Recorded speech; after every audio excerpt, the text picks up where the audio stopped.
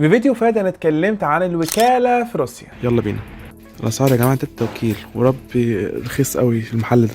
اللبس رخيص جدا والجزم رخيصه.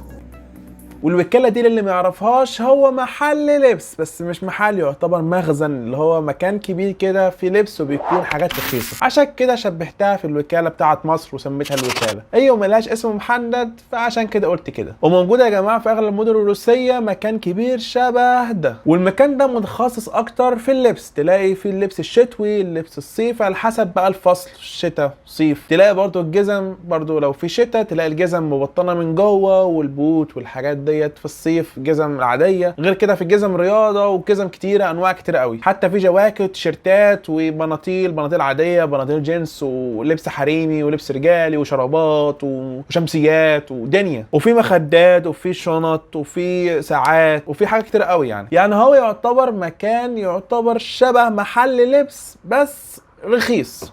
يعني الصناعه يعتبر محليه. انتوا عارفين يا جماعه، لو جينا محل من الماركات، نعتبر لو انت في مصر او في روسيا او في امريكا، اي مكان يعني، تروح الماركه او المحل بتاع الماركه، فتلاقي الحاجه سعرها نار. طبعا هي بتكون انضف من الوكاله، ماشي، بس بتكون نار حرفيا، فلوس كتيره قوي. فاحنا علشان ما نشتريش الحاجات اللي فلوسها كتيره ديت، اللي هو بقى الحاجات المحلات اللي انتوا عارفينها المشهوره والكلام ده كله، الاصليه والكلام ده، بنروح لمحل صناعه يدويه او صناعه محليه، بتكون حاجات رخيصه، بس صناعه محليه اللي هي مش ماركه، لا، حاجات عاديه، فاهم؟ عشان كده بتكون حاجات رخيصه. انا في مدينه فولجراد يا جماعه، والمحل اللي عندنا هنا اسمه ليدر. وكمان لما كنت في مدينه كراسنودار برضو المحل اللي هناك كان اسمه ليدر. هو على حسب المدينه اللي انت فيها هتلاقي الشبه ده كده. واتكلمت برضو يا جماعه بالتفصيل قوي كده عليه في فيديو فات، هسيب لكم الرابط تحت، هتلاقيه اسمه الوكاله في روسيا، ارخص محلات لبس. وانا كخالد طبعا مش هضيع فرصه شبه ديت. فانا اول ما جيت روسيا ما كنتش عارف اشتري من فين، فكنت بروح محلات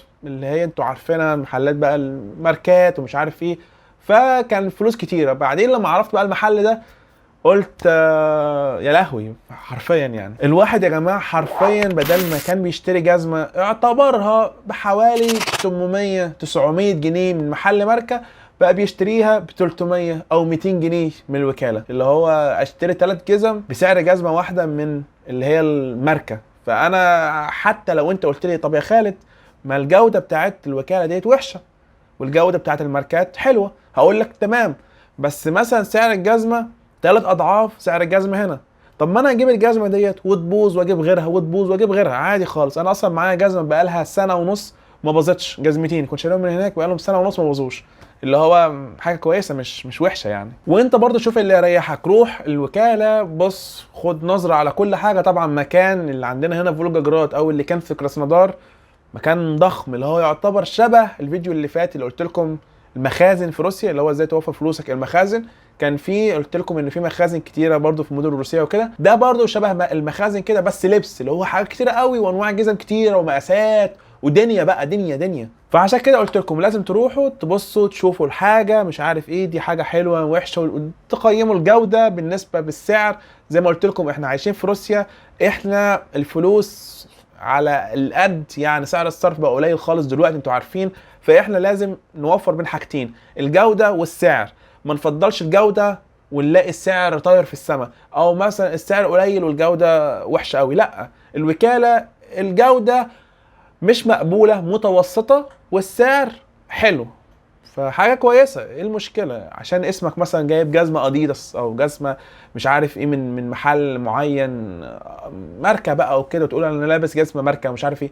هي في الاخر جزمه ماركه مش ماركه، في الاخر جزمه وهتبوظ. او مثلا جاكيت او تيشيرت الخ، يعني هيجي له وقت ويبوظ. فعادي، مش حوار انك تلبس ماركه او مش ماركه. اشتري حاجه الرخيصه، الحاجه اللي تريحك، خامتها كويسه، ما تبصش بسرعه، وتكون حاجه كويسه يعني. اهم حاجه يا جماعه ما تنسوش 300 لايك على الفيديو ده علشان تحفيز ليا انزل فيديوهات اكتر. اهم حاجه شير يا جماعه الفيديو، عشان اراهنكم ان في ناس كتير قوي مش عارفين يعني ايه اللي هو محلات اللبس الرخيصه او الوكاله في روسيا. الناس فاكرين ان هو ماركات عاديه خالص، عادي خالص يعني في روسيا. فالناس مش عارفين الوكاله والكلام ده. فشيروا عشان لو حد عرف وراح يشتري ولقى بسعر رخيص ووفر فلوسه، فهيدعي دعوه حلوه ليا وليك ولكل الناس. صدقه يعني، فاهم الموضوع حلو يعني. وبس يا جماعه، ده كان الفيديو لطيف ظريف كده على حاجه بسيطه يعني. وقولوا لي بقى رايكم في الفيديو وعاوزين ايه فيديو جاي، ولايكات والشير وكلام من ده. وشكرا على المشاهده وسلام.